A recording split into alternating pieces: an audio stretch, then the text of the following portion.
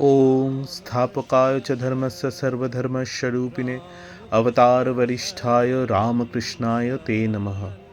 जननीं सरदां देवीं रामकृष्णं जगद्गुरुं पादपद्मे तयोः श्रित्वा प्रणमामि मुहुर्मुहुः। नमः श्रीयतिराजाय विवेकानन्दसूरये सच्चित्सुखस्वरूपाय स्वामिने तापहारिणे। ঠাকুরমা স্বামীজির চরণে আমার প্রণাম নিবেদন করে আজকে একটি গ্রন্থ থেকে পাঠ করছি। যেহেতু কাশীপুর উদ্যানবাটিতে কল্পতরু উৎসব আসন্ন, তাই স্বামী চেতনানন্দজির সংকলনে একটি বই প্রকাশিত হয়েছিল, কল্পতরু শ্রীরামকৃষ্ণ। এই বইটিতে একটি ঘটনা খুবই উল্লেখযোগ্য। সেটি হলো গিয়ে কাশীপুর উদ্যানে শ্রীম। ঘটনাটিতে শ্রীম কাশীপুর উদ্যানে এসেছেন প্রায় 30-37 বছর বাদে। এক্স্যাক্টলি সময়টা আমার মনে নেই, তবে এখানে লেখা আছে, পড়তে পড়তে জানা যাবে। তো ঘটনাটি শুরু হচ্ছে দক্ষিণেশ্বর মন্দির থেকে। ঘটনাটি লিখেছেন স্বামী নিত্যাত্মানন্দজি মহারাজ। তো ঘটনাটি কীরকম এখানে লেখা রয়েছে। দক্ষিণেশ্বরে ঠাকুরের ঘরের উত্তরের বারান্দায় শ্রীম ও রামলাল দাদা দাঁড়াইয়া আছেন। তাহাদের চারিদিকে জিনওয়ালা দম্পতি, ডাক্তার ডি মেলো, সেবক ললিত, গদাধর প্রমুখ রহিয়াছেন। শ্রীম পূর্ব দক্ষিণ কোণ দেখাইয়া শ্রীযুক্ত জিনওয়ালাকে বলিতেছেন, এইখানে একদিন শ্রীরামকৃষ্ণ নিশ্চল সমাধিস্থ হয়ে দাঁড়িয়েছিলেন। আর নরেন্দ্র এই গানটি চিন্ময় মম মানস হরি চিদঘন নিরঞ্জন গাহিতেছিলেন। আমার এই প্রথম সমাধি দর্শন, সুখ দুঃখের অতীত নিরবিচ্ছিন্ন আনন্দময় অবস্থা। বারান্দার পূর্ব দেয়ালে ঠাকুরের নিজ হস্তে অঙ্কিত ময়ূর মূর্তি দর্শন করিয়া সকলে বিদায় লইলেন। গাড়ি ফটকের দিকে আসিতেছে। শচীননন্দন তখন বাগানে প্রবেশ করিলেন। আলমবাজার মঠ দেখিয়া গাড়ি বরানগরে আসিয়াছে। সেবক ডাক্তার ডিমেলোর কানে কানে বলিলেন, ওই কাশীপুর মহাশ্মশান, এইখানেই ঠাকুরের দেহ দাহ করা হয়। ডাক্তার শ্রীমকে বলিলেন, আমরা কি একবার কাশীপুর শ্মশান দর্শন করে নেব? শ্রীম গাড়ির পেছনের আসনে বসিয়া আনন্দে শ্রীযুক্ত জিনওয়ালার সহিত নানা কথা কহিতেছিলেন। কাশীপুর শ্মশান, এই কথা শোনা মাত্র বৃশ্চিক দংশনের যন্ত্রণা শ্রীমর মুখমণ্ডলে প্রতিফলিত হইয়া উঠিল। প্রফুল্ল মুখকমল যেন বিষাদ মেঘে আচ্ছন্ন হইল। সেবক উহা লক্ষ্য করিয়া ডাক্তারকে পুনরায় ওই প্রসঙ্গ উঠাইতে বারণ করিলেন, আর বলিলেন, পূর্বেও আরেকবার ঠিক এইরূপ যন্ত্রণা হয়েছিল। এদের প্রেমের শরীর, বিরহ ব্যথা অসহনীয় হয়ে ওঠে ওই কথা শুনলে। গাড়ি আসিয়া কাশীপুর উদ্যানে প্রবেশ করিল দক্ষিণ ফটক দিয়া। ঠাকুরের বাসগৃহের পশ্চিম পার্শ্বে সকলে গাড়ি হইতে অবতরণ করিলেন। শ্রীম কাশীপুর মন্দিরের সোপানে প্রণাম করিলেন। গৃহ পশ্চিমমুখী ছিল, দ্বিতল। উহার উত্তরে রন্ধনশালা আর উত্তর পূর্বে আস্তাবল। ওই উদ্যানে আজকাল একটি আর্মেনিয়ান খ্রিশ্চান পরিবার বাস করিতেছেন। ইহারা অতিশয় মহান লোক। যাহারা এই স্থান দর্শন করিতে আসেন তাহাদের অনুমতি দেন। এই স্থান দর্শন করিতে আজ পৃথিবীর সুদূর প্রান্ত হইতে লোক আসিতেছে, আমেরিকা, ইউরোপ, অস্ট্রেলিয়া প্রভৃতি দেশ হইতে।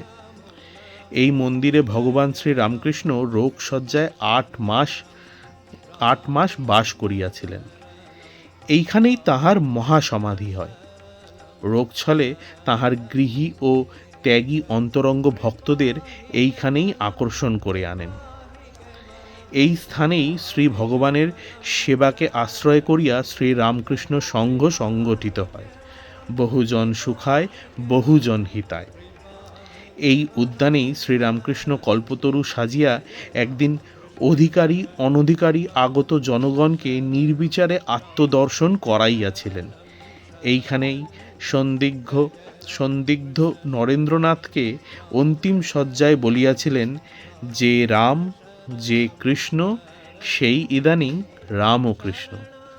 এইখানেই নরেন্দ্রনাথকে সর্বশক্তি প্রদান করিয়া ফকির হইয়াছিলেন। এই উদ্যান আজ পবিত্র তীর্থভূমি। ডাক্তার ডি মেলো অনুমতিপত্র প্রেরণ করিলেন। ইতোমধ্যে শ্রীম সকলকে লইয়া উত্তর দিকের ভৃতশালা, রন্ধনশালা প্রভৃতি দর্শন করিতে লাগিলেন। উত্তরের ঘর দেখাইয়া শ্রীমৎ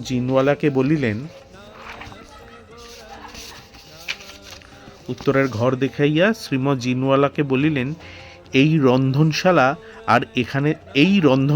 আর এখানে থাকতেন আমাদের মা, মূল বাড়ির একতলার উত্তর পূর্ব কোণের ঘরে। ধীরে ধীরে আসিয়া আস্তাবলে উপস্থিত হইলেন। এই স্থানে উত্তর দক্ষিণে লম্বালম্বিভাবে 3টে ক্ষুদ্র প্রকোষ্ঠ আছে। ইহা অশ্বশালা। সেবকগণ এইখানে থাকিতেন। পায়ের জুতা ছাড়িয়া যুক্ত আকারে প্রণাম মুদ্রায় শ্রীমৎ দক্ষিণের প্রকোষ্ঠে প্রবেশ করিলেন। কিয়ৎকাল চুপ হইয়া দাঁড়াইয়া রইলেন, কি যেন ভাবিতেছেন। তারপর শ্রীম কহিতেছেন, একদিন সকালবেলায় এই পুণ্যগৃহে পরে যারা সর্বস্ব ত্যাগ করে সাধু হয়েছিল, তারা তন্ময় হয়ে এই গানটি গেয়েছিলেন। শশধর তিলক ভালো, গঙ্গা জটাপর করে লয়ে ত্রিশূল রুদ্র বিরাজে, ভস্য অঙ্গ ছাই গলে রুণ্ডমালা, ভৈরব ত্রিলোচন হরযোগী সাজে। তীব্র বৈরাগ্য তাদের। সর্বত্যাগী মহাদেব তাদের আদর্শ। বাহ্য জ্ঞান শূন্য হয়ে গাইছিলেন। জ্বলন্ত ত্যাগ। ভবিষ্যতের আচার্য তৈরি হচ্ছিল এখানে। অন্য ঘরগুলির সম্মুখ দিয়া যুক্তাকারে শ্রীমক গমন করিতেছেন। পূর্ব পুকুরের উত্তর পশ্চিম কোণে আসিয়া উপস্থিত হইলেন। পুষ্করিণীর দক্ষিণের ঘাটটি দেখাইয়া বলিলেন, এখানে আমরা এসে কখনো বসতাম। এইবার ঘাটে আসিলেন এবং ঘাটের দক্ষিণে একটি আম্রবৃক্ষ দেখাইয়া বলিলেন, এর নিচে নরেন্দ্র ধুনি জ্বালিয়ে ধ্যান করেছিলেন।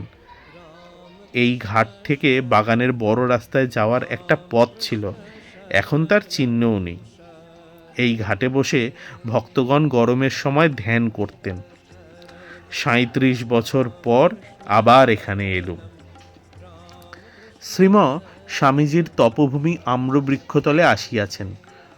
পবিত্র বৃক্ষকে আলিঙ্গন করিয়া ভূমি স্পর্শ করিয়া প্রণাম করিলেন। বলিলেন, এইখানে ধুনির পাশে বসে নরেন্দ্র ধ্যান করেছিলেন। গায়ে কত পোকা এসে বসেছে, হুঁশ নাই। মন অতি উচ্চে ব্রহ্মে লীন। বাহ্যজ্ঞান সম্পূর্ণ তিরোহিত, যেন জড়। শ্রীম উদ্যানের বড় রাস্তায় আসিতেছেন। ডান হাতে মন্দির। একটি পাইন বৃক্ষ দেখাইয়া বলিলেন, ইনি আমাদের পুরাতন বন্ধু। এতক্ষণে মন্দির প্রদক্ষিণ হইয়া গেল। শ্রীম মন্দিরের নিম্নতলে পাদপীঠে দাঁড়াইয়া আছেন। উপর হইতে অনুমতি আসিয়াছে। এইবার দ্বিতলে আরোহণ করিলেন। সোপানশ্রেণী উত্তর পশ্চিম দিকে। শ্রীম বলিলেন, এই সিঁড়ি ওদিকে ছিল, পূর্ব উত্তরে মায়ের ঘরের পাশে। বদলিয়েছেন ওরা। দ্বিতল হইল শ্রীরামকৃষ্ণ মন্দির। ইহা এখন কার্পেট মণ্ডিত, সাহেবদের বসিবার ঘর। ইহারই পশ্চিম দক্ষিণ কোণে শ্রীম ভূমিষ্ঠ হইয়া প্রণাম করিলেন। ঠাকুরের পদপ্রান্তে। দক্ষিণে দেওয়ালে একটি বন্ধ দরজা, পশ্চিমের খড়খড়ির জানালা। শ্রীমা বলিলেন, এইখানে তাঁর বিছানা ছিল, অর্থাৎ পশ্চিমের খড়খড়ি জানালার 3-4 হাত পূর্বে। আর দক্ষিণের দেওয়ালের দিকে ছিল ঠাকুরের শিয়র। দক্ষিণের দেওয়াল হইতে 4-5 হাত উত্তরে মেঝেতে ঠাকুরের পদপ্রান্তে বসিয়া শ্রীম কিছুকাল ধ্যান করিলেন। যুক্ত আকারে বীরাসনে আসীন শ্রীযুক্ত জিনওয়ালা গৃহবাসী 2-1 ভদ্রলোকের সহিত আলাপ করিতেছেন। এরাও পার্সি, সম্প্রতি এখানে আসিয়াছেন। শ্রীম নিচে চলিয়া আসিতে চাহিলেন। সেবক বলিলেন, দক্ষিণের ঘরে অনুমতি নেওয়া হয়েছে, চলো না, চলো বলিয়া এই গৃহে প্রবেশ করিলেন। ইহা শয়নকক্ষ। বৃহৎ একটি আয়না উত্তরের দেওয়ালের পার্শ্বে রহিয়াছে। ইহার সম্মুখে শ্রীম ক্ষণকাল দাঁড়াইয়া আয়নাতে দৃষ্টি নিক্ষেপ করিয়া দক্ষিণের উন্মুক্ত ছাদে চলিয়া গেলেন। ছাদ স্পর্শ করিয়া প্রণাম করিতেছেন, আর পশ্চিমের রেলিংয়ে ভর করিয়া উদ্যানভূমি দর্শন করিতেছেন। গৃহবাসীদের ধন্যবাদ দিয়া সকলে নিচে নামিয়া আসিলেন। গাড়ির ফুটবোর্ডে উঠিয়াছেন। পুনরায় নামিয়া তিনি শ্রীম পুনরায় নামিয়া আসিলেন। শ্রীম ও সেবক পশ্চিমের পুষ্করিণীর চত্বরে গেলেন। এইবার সকলে গাড়িতে বসিয়াছেন। বড় রাস্তা দিয়া গাড়ি কলিকাতা অভিমুখে চলিতে লাগিল। শ্রীম মধ্যস্থলে, ডান হাতে শ্রীমতী, বামে শ্রীযুক্ত জিনওয়ালা। পশ্চাতের আসনে জিনওয়ালা প্রশ্ন করিলেন, প্রাচ্য দেশ থেকে কি শিক্ষালাভ করতে পারে? শ্রীম উত্তর করিলেন, এই মহাশিক্ষা, ঈশ্বর আছেন, মানুষ তাঁকে দর্শন করতে পারে, তাঁর সঙ্গে কথা কইতে পারে।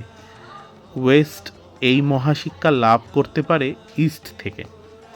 গাড়ি বাগবাজার স্টিমার ঘাটে আসিয়াছে।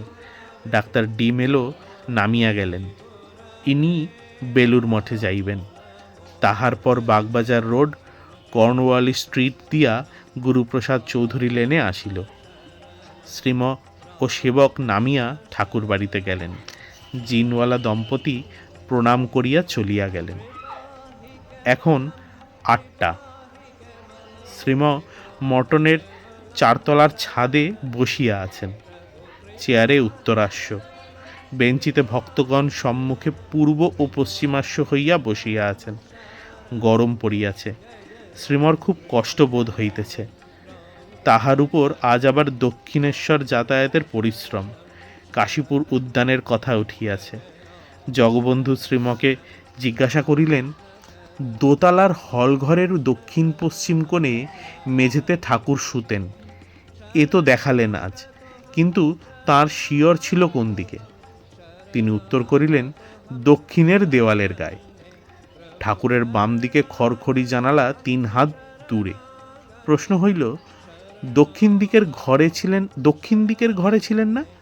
শ্রীমা বলিলেন, না, তখন ওই ঘরই ছিল না, খোলা ছাদ ছিল। ডাক্তার বক্সি বলিলেন, খাটে কেন শুতেন না? শ্রীমা উত্তর দিলেন, মেঝেতে শোয়া সুবিধে ছিল। দুর্বল শরীর, মাদুরের ওপর শতরঞ্চি, তার উপর বিছানা। জগবন্ধু জিজ্ঞাসা করিলেন, ছাদে কখনো বেড়াতেন? শ্রীমা বলিলেন, খুব কম।